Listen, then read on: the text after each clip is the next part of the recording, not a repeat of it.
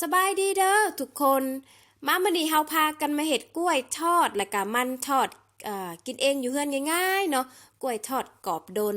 วิธีเฮ็ดก็บ่ได้ยากดอกหนึ่งก็คือเอาน้ำอุ่นใส่ลงไปในมะพร้าวขูดมะพร้าวขูดนี่3-4ขีดเด้อแล้วก็น้ำประมาณ300มิลลิแล้วก็คั่นเอาหัวกะทิออกก่อน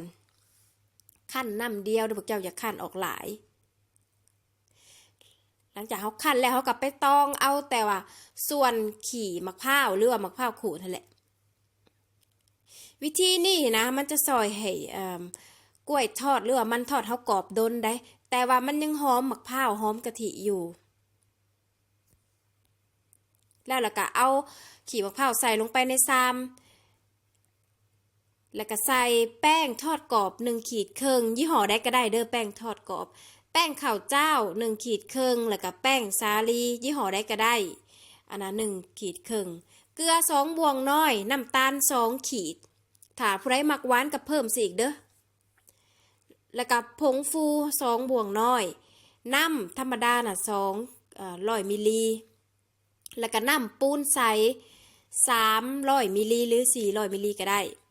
แล้วก็นวดน้ำตาลนวดส่วนแป้งยังให้มันเข้ากันน้ำปูนไซนี่คือได้มาจากปูนที่ว่า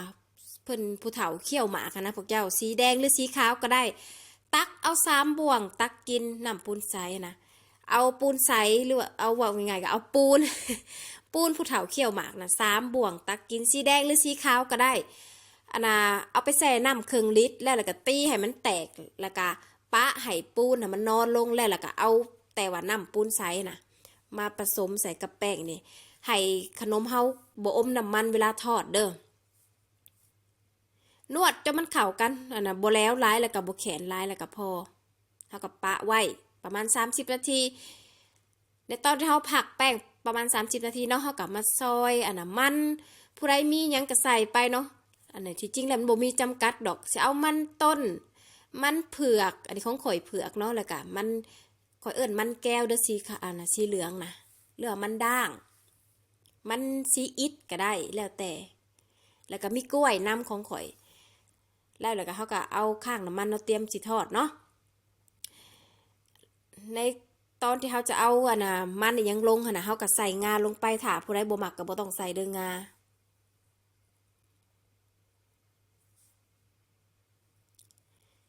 แล้วก็ปาดมะกล้วยลงมะกล้วยข่อยนี่หน่วยบ่ได้ใหญ่ได้พวกเจ้าหน่วยน้อยได้ข่อยก็ผ่าครึ่งเลยในการที่เฮาผสมแป้งนะพวกเจ้าบ่ได้ยากเลยเด้อถ้าผู้ใดที่ว่ามักกินแบบว่าอันน่ะกล้วยทอดแป้งหนาๆแน่ก็อันน่ะตอนที่เฮาผสมแป้งมีน้ำมีหยังหั่นนะก็เฮ็ดแข็งๆก็ได้แต่ของข่อยนี่คือพอดีสำหรับข่อยเพราะว่าข่อยมักแป้งบ่หนาหลายในตอนที่เช็คน้ำมันเนาะถ้าอยากรู้ว่าพอดีหรือบ่เฮาก็เอาไม้จุ่มลงมันฝดแบบซี่นี่แสดงว่าอุณหภูมิได้แล้วเฮาก็เอาอันน่ะพวกกล้วยพวกมันเนี่ยไปจุ่มลงไปในแป้งหรือว่าผสมลงไปในแป้งแล้วก็ลงไปทอดเลยเห็นบอกมันแล้วได้นี่พวกเจ้าบ่ได้ยากได้ทอดนี่คือว่าอันน่ะให้มันเหลืองสุกเหลืองออกแบบว่าเหลืองค่อนข้างเข็มแน่ถามว่าเหลืองอ่อนนะมันก็ยังแป้งมันจะบ่กรอบดนแต่พวกเจ้าต้องให้มันเหลืองออกแบบว่าค่อนข้างแบบออกนะผู้ที่เข็มนะกำลังสิเข็ม อย่าลืมเดินในตอนที่เฮาที่แบบผสมแป้งนะถ้าผู้ใดผสมแบบแข็งหลายอ่าขนมเฮาก็จะแป้งหนาแต่ถ้าผู้ใดว่าเฮ็ดผสมแป้งแล้วหลายขนมเฮาก็แป้งจากนั้นแป้งมันจะบางมันจะบ่ค่อยติดขนมได้พวกเจ้าบ่ค่อยติดเผือกติดมันแต่ว่าสำหรับของข่อยนี่พอดีเนาะแต่ถ้าผู้ใดเฮ็ดผสมเอาเองนะเพิ่มปริมาณก็พยายามเบิ่งในแป้งเวลาเฮาผสมมาแหละ แล้วเรามาใส่ตะแกรงปลาให้เย็นคักๆที่จริงแล้วพวกเจ้าถาตะแกรงกว้างนะหรือว่าใหญ่นะกับปลาบ่ต้องทับกันเด้อแต่ของข่อยตะแกรงน้อยเห็นบ่เรียบร้อยนี่เหลืองงามหอมๆกรอบดนเด้อหับประกันสูตรนี่พอข่อยมักกินประจำวิธีเฮ็ดบ่ได้ยากสามารถเฮ็ดขายเป็นอาชีพได้เด้อลองให้เด้อบ๊ายบาย